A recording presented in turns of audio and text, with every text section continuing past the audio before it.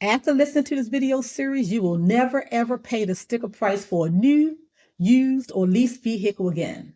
Now, for the rest of the world who doesn't know about my videos, let them pay on your behalf. There will always be people who will buy a car at full price, just not you. Don't worry about the dealer. They're in business to make a profit, and they're going to get their profit from the customer coming behind you. Now, let me break down how you're going to get a car with at least $3,000 to $10,000 off the sticker price. You heard me right. You must be a wise consumer. First, the basics. Dealers are independent, and so are their prices. They purchase vehicles from the manufacturers and mark up the prices so they can get a profit on the sale. That's why you can go to one dealer and their price will be different from another dealer. That's why dealers advertise sales. They are competing against each other. I want you to keep this in the front of your mind, the forefront of your mind, as you talk to the salesperson at the dealership. Next, MSRP, the manufacturer's suggested retail price. The average car under $30,000 is marked up between 5% and 9% above MSRP. Now, let me tell you what's included in this markup. First, the profit for the dealership.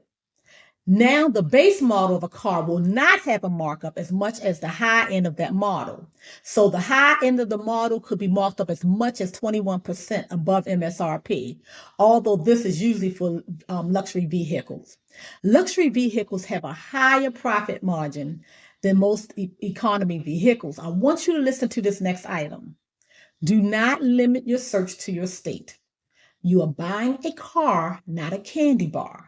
So you must compare prices. Last year, I purchased my luxury vehicle in another state over 200 miles away. I got the best deal because of the location and inventory shortage. It was the car I wanted, and I was able to negotiate the price. Interest rate. Negotiate the interest rate if you have good to great credit. Many people go to the credit union or bank to get pre-approved loans. But I have been able to negotiate 0% interest on 3 vehicles with dealers, as well as 0.9% interest on one car. So the statement you will always get the best rate from a credit union or a bank is not true. Again, you must play your cards right. Put the dealer up against the credit union or the bank and let them try to adjust the interest rate below what you were quoted at the banking institution. Management at the dealer has ways of negotiating with their banks too, many times better than you.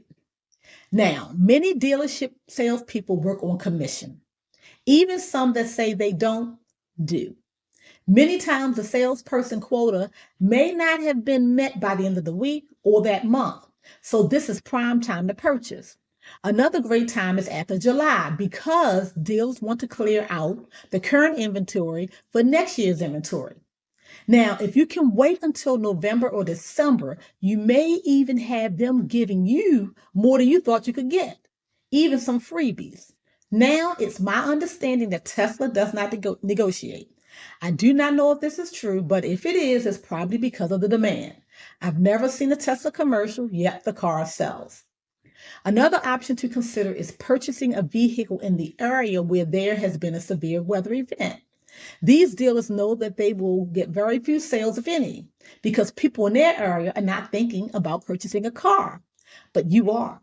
So you can contact them and negotiate. Just make sure you're not buying a car that's been underwater. The pandemic was another good time for people to buy, again, because most people were not thinking about buying a car. Now let's tie together all this information so you will know how you can do this. Now, I've purchased cars 2 ways. I will tell you both ways, and you're going to determine which way you like best, okay? First way, I like to call it the gamble. I go in the dealership knowing the dollar amount that I'm willing to pay before I walk in the door. I've done my research, and I will not go over that dollar amount for the car. Now, using this method, you need to expect to be rejected once, twice, or even multiple times. But remember what I said before. You're not buying a candy bar, you're buying a car. You're going shopping for the best deal. I've always said you can say no, but I guarantee I'll get a car that I want for the price I'm willing to pay. Now, you must consider the price you're quoting the dealer is the price for the car. You're not quoting added costs such as tax, tags, and title.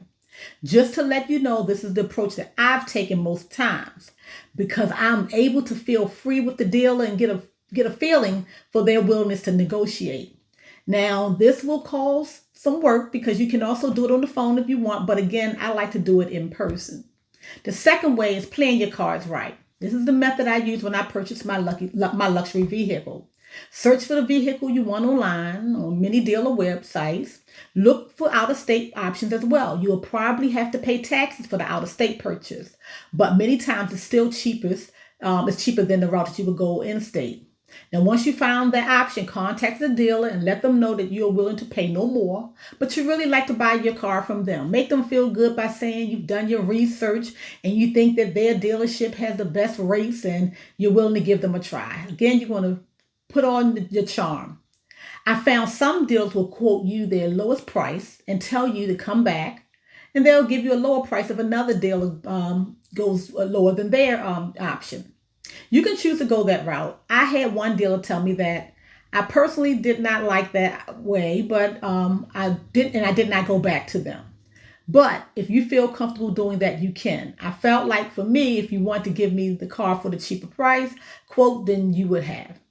And the dealership I ended up going with, they actually did give me the car I wanted. I didn't have a color. They didn't have a color, so they actually ordered that color for me and they delivered the car to my home. This was way before Carvana existed. Now, when I go to a dealer to buy a car, the salespeople always rushes out with a look that says, here's a woman, we got one. But I can guarantee you when I walk in and I leave out, I'm the one saying, I got one.